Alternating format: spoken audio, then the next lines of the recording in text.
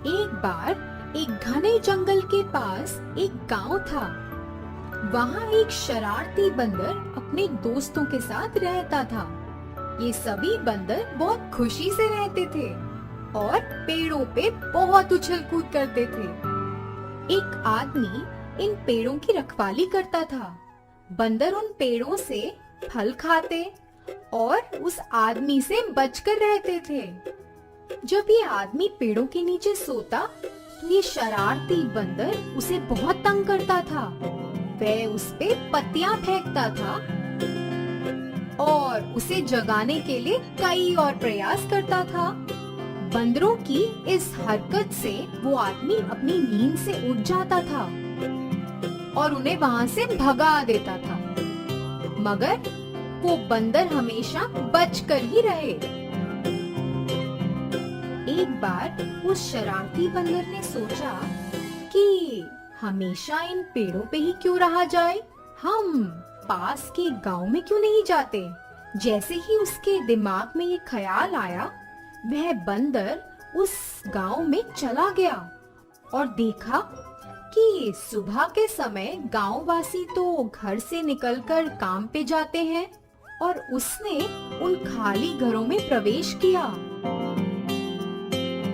और जो भी खाना पड़ा था उसे खाना शुरू किया। उसने उस घर में बहुत हल्ला मचाया। अरे वाह, ये घर तो बिल्कुल खाली है।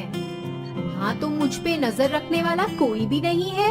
ये घर तो उस जंगल से कहीं बेहतर है। मुझे अपने दोस्तों को जाकर ये बताना चाहिए और उन्हें भी ये दिखाना चाहिए। बंदर जल्दी से अपने दोस्तों के पास गया। अरे दोस्तों, तुम यहाँ पेड़ों पर कब तक रहोगे? पास ही में एक गांव है जहाँ पे सुबह के समय घर खाली रहते हैं। सभी गांववासी सुबह से शाम तक काम पर जाते हैं और जब तक वो घर पे नहीं आते, हम उस घर में बहुत मजे कर सकते हैं और जो हमको चाहिए खा भी सकते हैं। अरे वाह, क्या हम वो सब कर सकते हैं जो हमें करना है? हम कुछ भी खा सकते हैं क्या? हाँ हाँ, अरे तुम चलो तो फिर देखना। जैसे ही उस शरारती बंदर ने अपने सभी दोस्तों को ये बताया, सभी उसके पीछे पीछे उस गांव में चले गए।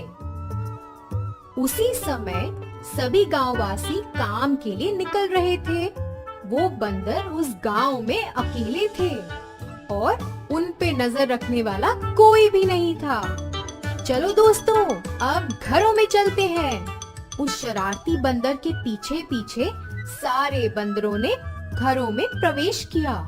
उन्हें जो मन चाहा उन्होंने खाया और घर में बहुत हल्ला मचाया। फिर थोड़ी देर बाद गांव वासियों का घर लौटने का समय हो गया। घर की हालत देखकर वह दंग रह गए और बहुत परेशान होने लगे कि ऐसा सब किसने किया है। फिर क्या, उन्हें तो पता ही नहीं था ऐसा किसने किया और रोज की तरह वे अपने काम पर चले गए। ये बंदर उनके जाने के बाद घरों में चले जाते, जो उनको मन करता वह खाते और चीजें इधर उधर फेंकते। उन्होंने घर में बहुत उछल कूद की। फिर एक दिन बबलू नाम के एक बच्चे ने इन बंदरों को घर में घुसते देखा।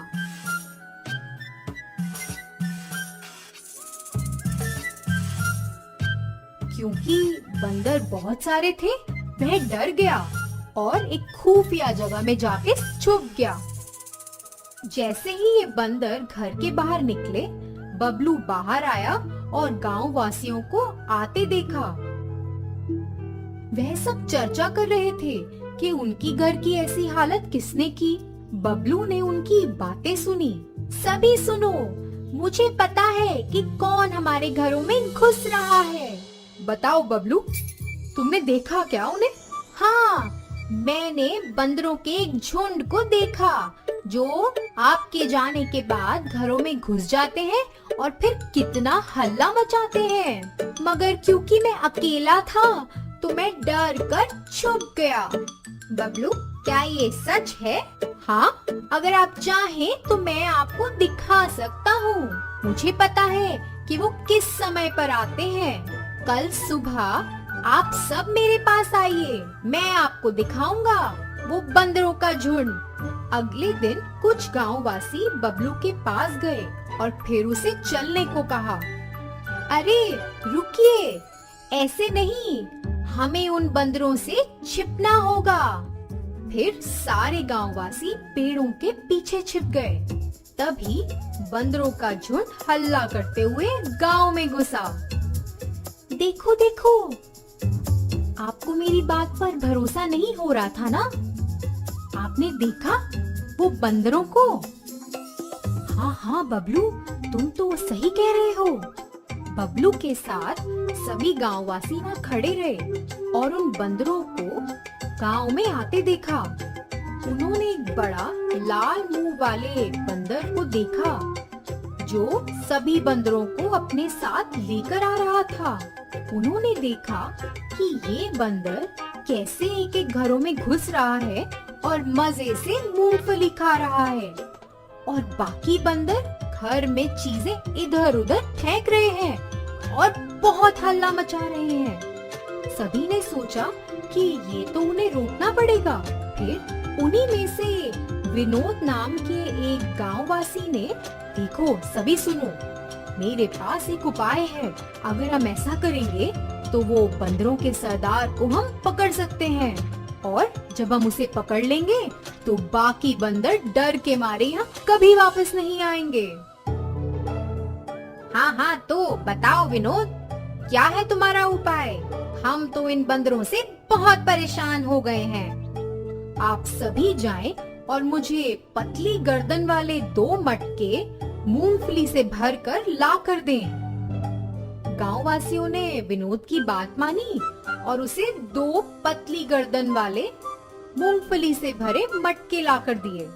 विनोद ने उन मटकों को लिया और कहा कि हमको इन्हें ऐसी जगह पे रखना है जहाँ बंदर इन्हें देख सकें, और जैसे ही बंदर गांव में आएंगे हमें दूर रहकर ये सब देखना पड़ेगा। जैसा कि विनोद ने कहा, सारे गांववासी वहाँ से चले गए और अगले दिन वह सभी विनोद के साथ आए और दूर से उन बंदरों को देखने लगे। रोज की तरह बंदरों के झुंड ने बहुत हल्ला मचाया। वह शरारती बंदरों का सरदार बाहर खड़ा था और उसने वो 2 मटके देखे। वह उन मटकों के पास गया और देखा कि उन मटकों में तो मूंगफली रखी है। उस बंदर ने मटके में अपना हाथ डाला।